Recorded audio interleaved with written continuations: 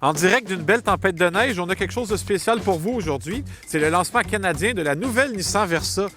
Et oui, la Versa revient parmi nous, mais cette fois uniquement disponible en version berline. Ça va être la voiture la moins dispendieuse qu'on peut se procurer chez Nissan pour compenser la perte de la Versa Note et de la Nissan Micra. Maintenant, la question c'est cool d'avoir une voiture d'entrée de gamme, mais est-ce qu'elle est bonne?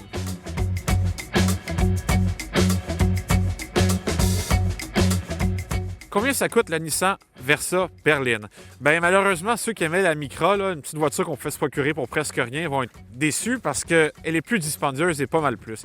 La Versa débute à 18 000 puis ça, c'est une version à boîte manuelle. Au moins à 18 000 elle vient quand même avec quelques options de sécurité, notamment un système qui garde la voiture entre les lignes ou une espèce de système qui va détecter les piétons et freiner automatiquement si quelqu'un s'aventure sur votre route. En version tout équipée, la version SR, qui est un peu la version sport, qui vient avec la boîte CVT, qui vient avec des sièges plus jolis, certains diront, de belles roues, etc., bien, il faut payer environ 23 000 $. C'est quand même dispendieux parce que dites-vous que pour 20 000 $, on a une Nissan Sentra en version de base, mais quand même, on a une voiture plus grosse. Et pour 3 000 $ de plus, pour 21 000 $ que la version de base, on a un Nissan Kicks qui est un petit VUS, traction seulement, mais quand même un petit VUS pas mal plus spacieux. C'est quand même pas donné la Versa, mais est-ce qu'elle a des qualités qui vont lui permettre de se démarquer? Sous le capot de la Versa, on retrouve un moteur plutôt connu, parce que c'est un moteur qu'on trouve dans d'autres produits d'entrée de gamme chez Nissan. C'est un 4 cylindres d'1,6 litres qui développe 122 chevaux à 6300 tours par minute. Donc, pour ceux qui aiment ça aller jouer dans les hautes révolutions, vous allez être gâtés avec ce moteur-là. Et 114 livres-pieds de couple. Bon, vous ne gagnerez jamais de course avec ce moteur-là, mais je peux vous dire qu'accouplé avec une boîte CVT de nouvelle génération, c'est ce qu'on a dans cette version-là, le résultat est plutôt convaincant. En fait, vous avez en masse de puissance et de souplesse pour conduire au quotidien. Et sur l'autoroute, vous pouvez embarquer sans trop vous en soucier, parce qu'à une époque où ces voitures-là avaient tout juste 100 chevaux, c'était un peu limite. Mais là, au moins, on a assez de puissance pour la vie de tous les jours. N'oubliez pas, vous ne gagnerez pas de course, mais vous allez vous rendre du point A au point B.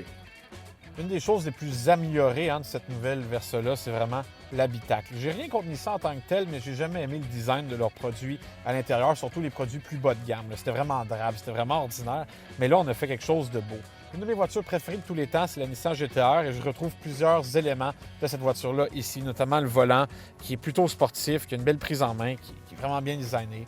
On a une belle planche de bord qui a été retravaillée avec des écrans plus carrés. C'est vraiment un bel ensemble. Pour une voiture de ce prix-là, ça m'impressionne ce qu'on a. On a maintenant un système multimédia qui est complet, c'est-à-dire qu'on peut connecter notre téléphone Android ou Apple avec Apple CarPlay ou Android Auto. On a d'autres fonctionnalités, notamment radio, musique, etc. Possibilité de connecter la voiture avec un signal Wi-Fi si jamais vous voulez mettre à jour votre voiture. Mais le plus impressionnant demeure la grosseur de l'habitacle. On a vraiment des places énormes à l'arrière, plutôt confortables à l'avant. C'est sûr, étant une petite voiture, on n'a pas de console. Les gens d'un bon gabarit vont peut-être se sentir un peu à l'étroit. Mais pour une petite voiture, ça demeure impressionnant. Et on a vraiment un gros coffre à l'arrière. Comme je mentionnais un peu plus tôt, donc, la mécanique de la Versa est tout à fait adéquate à une conduite quotidienne, que votre trajet quotidien, donc, que ce soit d'aller à l'épicerie ou d'aller au travail en passant par l'autoroute ou en passant par des petites routes. Vous n'allez pas avoir de surprise au sens où vous allez avoir des accélérations correctes, mais sans plus. Cela dit, c'est une voiture qui est économique. Si vous faites beaucoup d'autoroutes, vous allez faire en bas de 7 litres au 100 km. En conduite mélangée, vous allez faire plutôt autour de 7,5 litres au 100 km. C'est pas merveilleux par rapport à bien des voitures modernes, mais bon, ça reste tout de même appréciable, surtout si pour vous, le budget essence, c'est quelque chose d'important.